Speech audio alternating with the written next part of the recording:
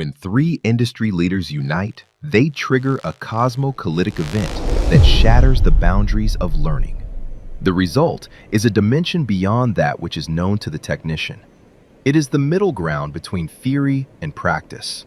It lies at the summit of our knowledge, in the spark of our imagination. Step into the third dimension to see the unseen. You are now entering, visualizing HVAC Excellence. This is HVAC Visualized. Welcome to the Visualizing HVAC Excellence show. I'm your host, Todd Kler. This is where expert instruction meets real-world application, helping you bridge the gap between theory and application. See it, learn it, apply it. Please let us know in the chat where you're tuning in from today. Today's webcast is brought to you by the 20th anniversary edition of Pressure-Enthalpy Without Tears, available from the ESCO Institute. A special thanks to ESCO Institute and our visual 3D supporter, Fieldpiece, for making this show possible and for supporting excellence in HVAC education. Joining me today is Professor Eugene Silberstein, author and the National Programs Director at HVAC Excellence. I'm hosting from Southern California. Eugene, where are you tuning in with us today? I am in sunny Clearwater, Florida today. Wonderful. So, Eugene, let's start here. Tell us a little about your journey in HVAC education and what led you to teaching prior to your role at HVAC Excellence. That's actually a really funny story because I never knew that I could write. I never knew that I could teach. And I actually answered a want ad for a position as an HVAC service technician. And I showed up at the location, and it was a trade school in New York City. And I walked in, and I said, well, I'm here to apply for the technician position, but I think I'm in the wrong place because this is a school that teaches HVAC. And they were like, no, you're in the right place. And they convinced me to embark on a teaching journey. Oh, we're going to help you get your New York State teaching license, and great technicians make great teachers. And I was a little reluctant, but I took the bait, and the rest is history. You know, Wow. it was actually kind of an interesting journey. If we had 3 hours to talk today, we could talk about all the details of that. But it was very an interesting story. Neat career change. That is wonderful insight, and I'm sure that's a great story to be had at another time. So, before we get into today's topic, I'd love your perspective on how visual learning tools like Visual 3D Academy can help students move beyond simply naming components, parts, and start understanding the what's happening inside systems. Well, that's actually really, really important because I started teaching at the age of 27. So 33 years ago, I walked into the classroom and we were talking about compressors and we were talking about components and we're saying, well, if you could see inside this, you would see this, this, and this.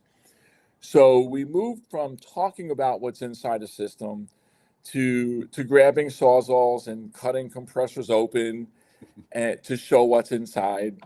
And then, we moved into, partnering with people who had plasma cutters so we can get really nice cutaways. Right. So you move from these static components that you can't see inside to literally taking hacksaws and sawzalls to them. And now with technology that we have available to us, we can actually take components, we can dissect them, we can explode these components into their integral parts and see how they interact with each other, how they move. Just like teaching electricity is invisible. So how can we make the invisible visible?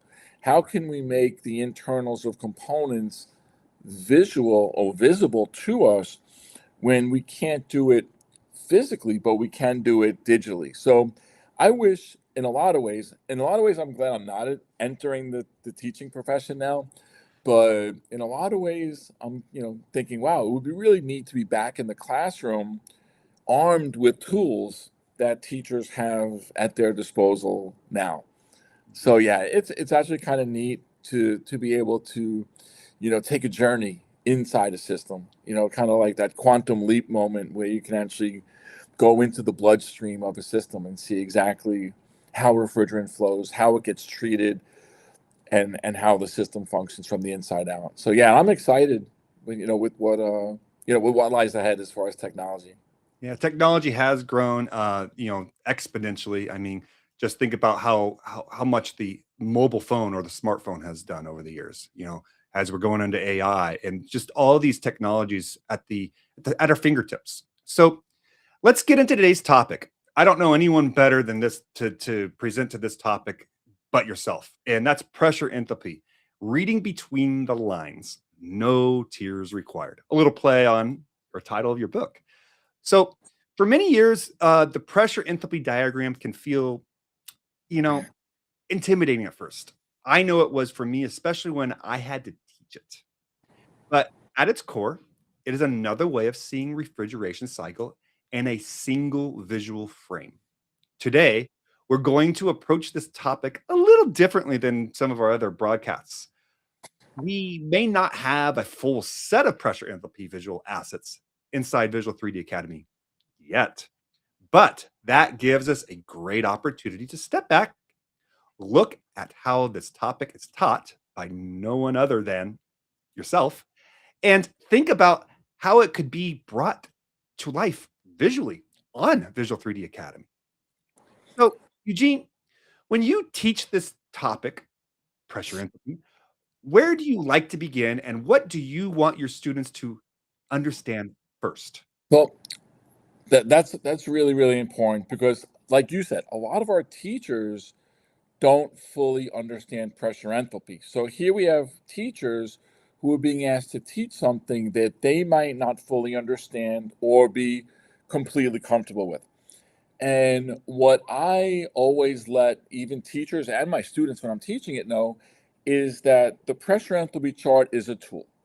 So you wouldn't use a wrench or a screwdriver without being properly trained on how to use a screwdriver, nor should we be expected to be able to use a pressure enthalpy chart if we don't fully understand what that chart is used for.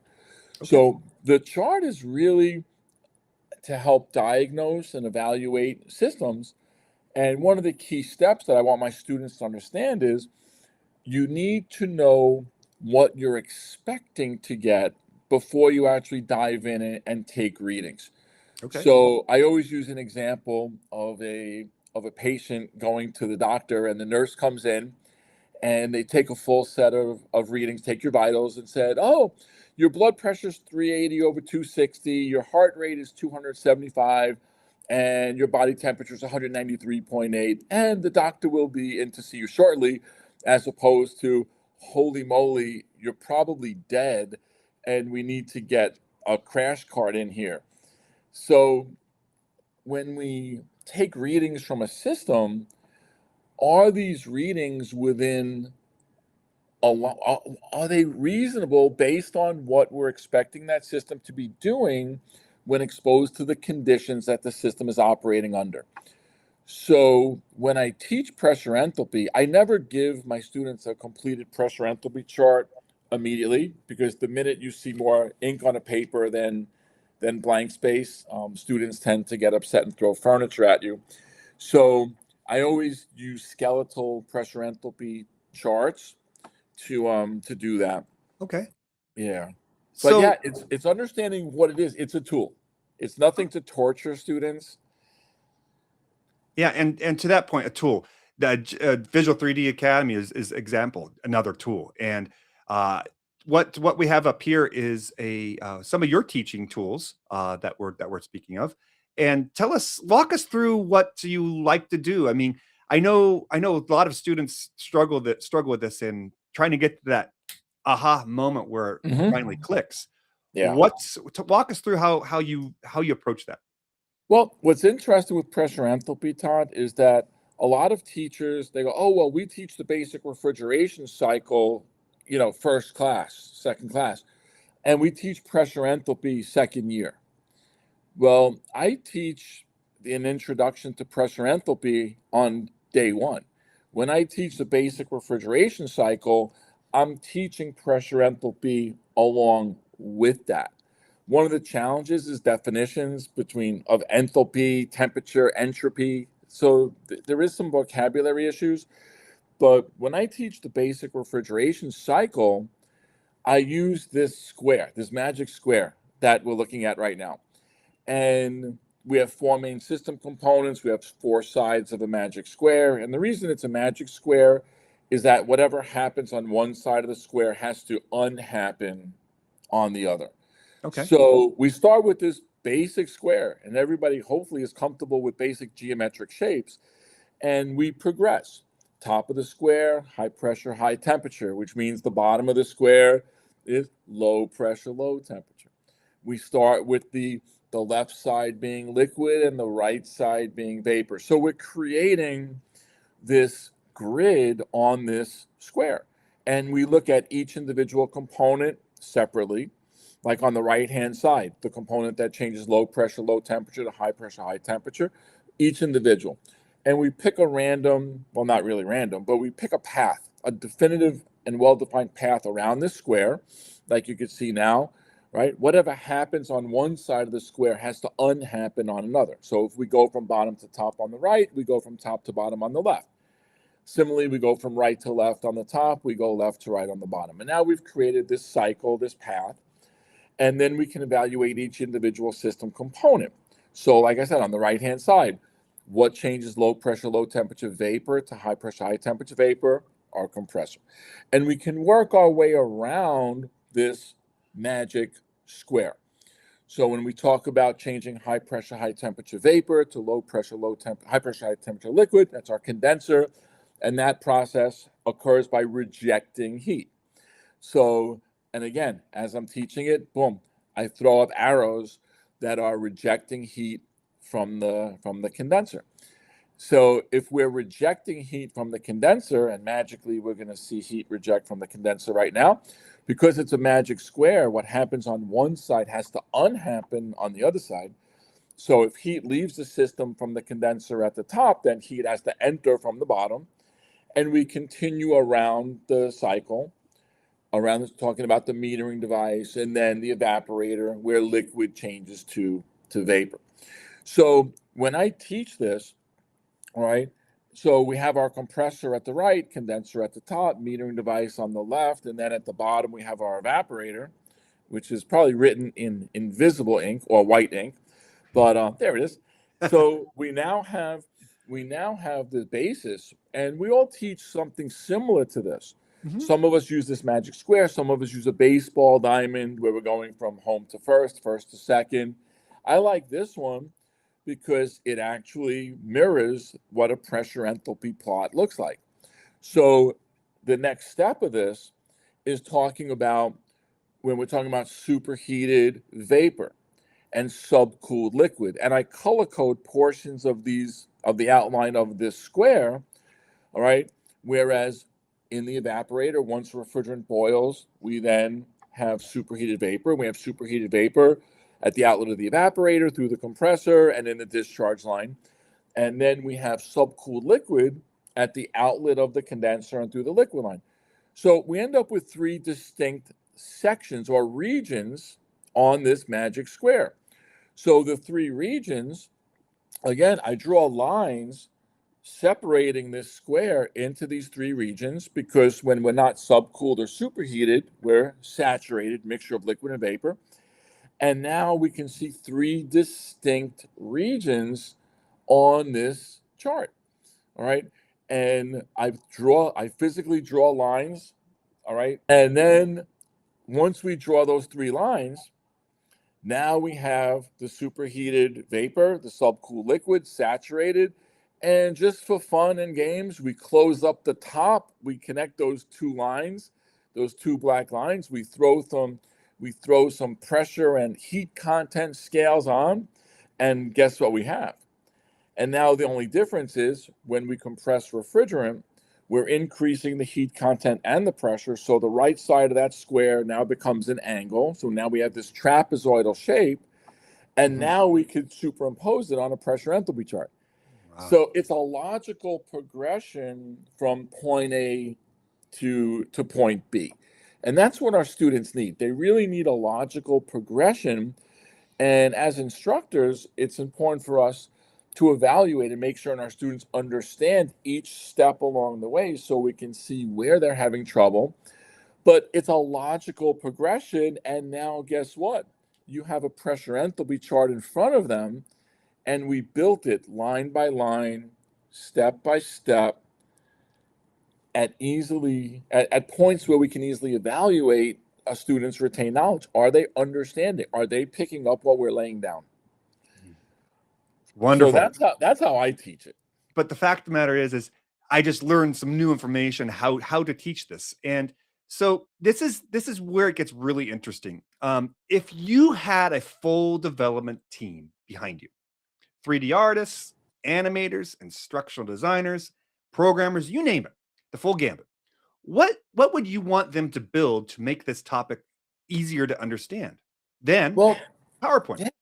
Yeah. In the book, basically the images that we just looked at right now are in the Pressure-Enthalpy Without Tears book.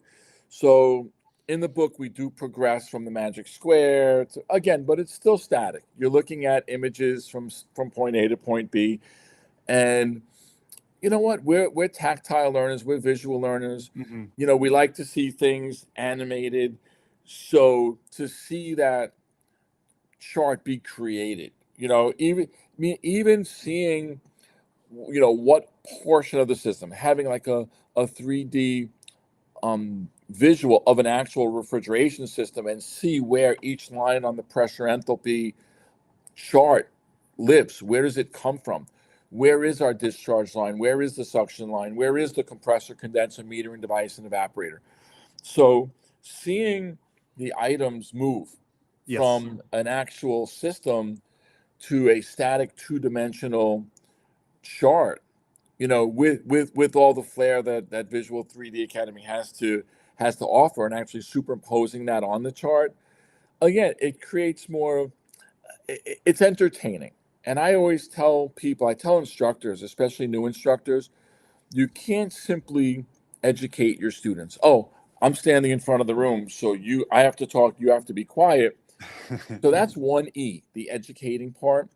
But in my brain, there are 3 E's. We need to engage our students. We need to entertain our students. And once we've engaged them and entertained them, hopefully we continue to entertain them, then we can educate them. So whatever we can do, you mentioned smart devices and smartphones early on, Todd, and our students and pretty much everybody in society now, they live on their smartphones and smart devices, and they need that constant influx of information in entertaining and engaging ways. So to take what's in a two-dimensional book and create something that has motion and movement and that engagement factor of transitioning from an actual refrigeration or air conditioning system to the pressure enthalpy chart, I think that would actually be really helpful for teachers also, because again, we mentioned it before, and this is not to offend anybody who's in front of the classroom, a lot of our teachers don't really understand pressure enthalpy. When I was teaching at a school and I was actually doing an observation for one of my instructors, I sat in the room and he proceeded to start talking to his students and said, "This is going to be really, really bad. And I don't understand it, but so you probably won't understand it either, and that's okay." Well, guess what? The teacher just gave the students a pass on not understanding stuff. And it's such a powerful, powerful tool. So, I'm excited to see what Visual 3D Academy is able to do with bringing this, to life. This is my main topic. Pressure enthalpy and psychrometrics. Those are the 2 reasons I get out of bed in the morning. So I'm really, really excited to see what's coming down the pike. That's really interesting. I want to go over to the slide deck of the these slides here, and this is in your new edition of your book, and basically you're getting that baseline as we talked about, right? Going to the doctor, and the doctor says, knowing what the system should be to go, that system's not working the way it's supposed to. right? Yeah. Or bring that gurney out, get the technician there, right? Let's walk through these slides and talk about what to expect and then what it might look like overcharged, low Yeah. airflow, etc. So so this is actually pretty interesting. As I said, establish a baseline. And a baseline is never going to be perfect, but the baseline is taking into account the ambient temperatures that are acting on a system. How hot is it outside? Is it 80 degrees outside or is it 100 degrees outside? What's the temperature inside the conditioned space? Is it 90 degrees? Is it 75 degrees? So using basic refrigeration theory and looking at the system saying, wow, is this system 40 years old or is it 10 years old? Is it 2 years old? So let's say it's 100 degrees outside. Maybe I'm expecting a condenser saturation temperature of 120 degrees. If it's 75 degrees in the house, I might say, oh, I'm going to expect a 40-degree evaporator coil temperature. So assuming 10 degrees of evaporator superheat, 10 degrees of suction line superheat, again, making basic assumptions, I can create that green shaded area. That's my baseline. Okay. And then I can actually take system readings. I could take actual system readings, pressure readings and temperature readings, and plot them on the system. I'll plot them on the chart. And then by plotting these on the chart, then I can use this as a troubleshooting chart because I can say, okay, I know what my system is supposed to be doing, but what is it actually doing? So the next slide, so that green shaded area represents my baseline. Boom, I plot out a system. What's neat with the pressure enthalpy chart is that shape, that trapezoid will shift and change shape based on what's wrong with the system.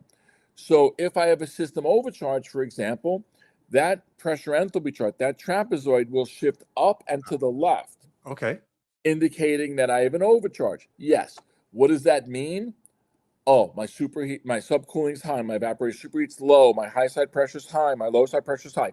You can run around to all the different parts of the system, but the purpose of the pressure enthalpy chart is to allow you to look at the entire system in one picture and say, okay, my pressure enthalpy chart moved up and to the left. Boom, that's a system overcharge. If that plot moves down and to the right, all right, if we take a look at the next one, all right, boom, down and to the right, that's an undercharge. Operating pressures are low, subcooling is low, evaporator superheat's high. Nothing we can't do with traditional tools and instruments and thermometers, but this creates that visual representation of what the system is doing. So how about airflow problems? All right, grab the next one, right? If I have reduced airflow on the low side, dirty filter, dirty blower, squirrel cage blower, right? Blocking the return, closing off supplies. That pressure enthalpy plot is going to shift down and to the left. All right. Similarly, if I have reduced high side airflow, then that plot is going to move up and to the right. Right. So it's kind of interesting because, and it's not only with refrigerant charge and airflow, right? I can look at other system problems. So let's say I have a metering device that's overfeeding. My high side pressure is going to drop. My low side pressure is going to go up. All right. So I could see it on the chart, but I'm not going to visually be able to see this unless I have that baseline. If we need, the key is the baseline. What if I have an underfeeding metering device? Well, that's going to cause my high side pressure to go up, my low side pressure to go down, and that pressure enthalpy plot's going to expand. It's going to blow out. So it's like inflating a balloon. And if I have a compressor, for example, that has an internal leak, I could see that. My high side pressure is going down, my low side pressure is going up, and that chart's going to expand out in both directions. So again, the pressure enthalpy plot, the pressure enthalpy chart, it's a tool, but we have to understand how to use it. If we don't know how to use the tool, you can't possibly use it right, and you're going to think about all the benefits of the tool. So let me give you an example. So we all know what a tubing cutter is, and we use a tubing cutter, and a tubing cutter cuts tubing. All right, great. Well, how many technicians out in the field don't realize that there is a flare removal notch on the tubing cutter. So if you do a bad flare, you can cut the flare off by only Yep. losing an eighth of an inch or 3/16 of an inch or a quarter inch of tubing without having to lose an inch or an inch and a half. Mhm. Again, it's about learning to use the tools properly and learning all the benefits that that tool can provide you. Yeah, to that's a great concept to look at. And you can have all the tools in your tool belt, but if you don't know how to use them, you're dead in the water, right? Or you're only good as the tool sitting there on the desk or in Yeah, your tool bag for that matter. yeah, I'm not Um, going to use a wrench as a hammer. Well, I could, but it's not gonna wrench itself, is it? there So you go. if it does, let me know if it ever does. We'll be able to change the laws of physics. But Awesome. That's cool. so let's zoom out for a minute. And you kind of went there already, and that's fine. If there's one thing you could change about um, tools like Visual 3D Academy, um, implementing the pressure enthalpy chart, what would it be? You kind of mentioned, of course, visualizing that chart, and I could already see making that the baseline going in and then changing to overcharge, undercharge, etc. The full gambit. I could see that happening right now. Is there any other items that you might want us to think about so that we can bring this to life? Well, you know what? I brought it up earlier and I wasn't even thinking about it until I started talking about it, but actually having an image of a system and then taking the compressor and then shifting the compressor to where it is on the pressure enthalpy chart so people can see it. Yeah, it's really taking a 3D system that we're dealing with in our world and transitioning it to this two-dimensional chart with three-dimensional tools available to us. Right. So, I mean, the possibilities seem endless, and I mean, definitely superimposing the cycle on the chart is big. Like I said, that would be groundbreaking and earth change, and basically a game changer for me in the classroom Hmm. because I started my teaching career in the days of transparencies and overhead projectors. So when I got my first like hand tight thermostatic expansion valve that I could take apart, I was on cloud nine. Yeah. So like I said, it's an interesting time to be in the classroom. And but yeah, no, I'm really excited to see the superposition and also like the expanding or the shifting of the charts, along with what's happening. Yeah. So even yeah, it's like I said, I'm really excited to see what's coming down. And one thing that pressure enthalpy, where it really started clicking with me is when I started working really closely with Brett Wetzel, okay, with CO2. I didn't know anything about CO2. And he started plotting, his actual condenser, or in this case, um, you know, condenser or your evaporator, your metering device, all of them on actual images on the pH diameter. I went, hey, what a great idea. And it just made sense. And it just, all these little components help add a plethora of understanding. And just like pressure enthalpy is a tool, our teachers need a lot of tools in their bag because the student is not always going to understand when a teacher presents content in one way. So if a student doesn't understand it, the teacher really needs to have a lot of tools at their disposal that they can present content differently because we have students who learn differently. So the more tools a teacher has at their disposal, then they're able to pull and use the tools to help ensure that their students are learning the concepts. So the more they have, the better off they're going to be. Well, before we go, I just want to say, don't forget to want to learn more about pressure enthalpy. In the meantime, while we build this out and visualize it, take a look at Eugene's book, 20th anniversary. So, Woohoo! yeah. Well, I want to say thank you for joining us on Visualizing HVAC Excellence. Learn more at visual3dacademy.com. A special thank you to Professor Eugene Silberstein for joining us today and helping us look at pressure enthalpy diagrams in a more visual and approachable way. Join us next week as we begin a new guided pathway. electrical fundamentals. No stranger to you, Eugene. Nope. We're going to start with electrical language, voltage, amperage, resistance, the push, the flow, the fight. If you have ever tried to teach electrical theory or sat in a classroom wondering how voltage, how amperage, how resistance actually work together, this episode's for you. We'll slow it down, break it apart, and show how voltage, amperage, and resistance each play a role inside a complete circuit. See it, learn it, apply it. See you next time.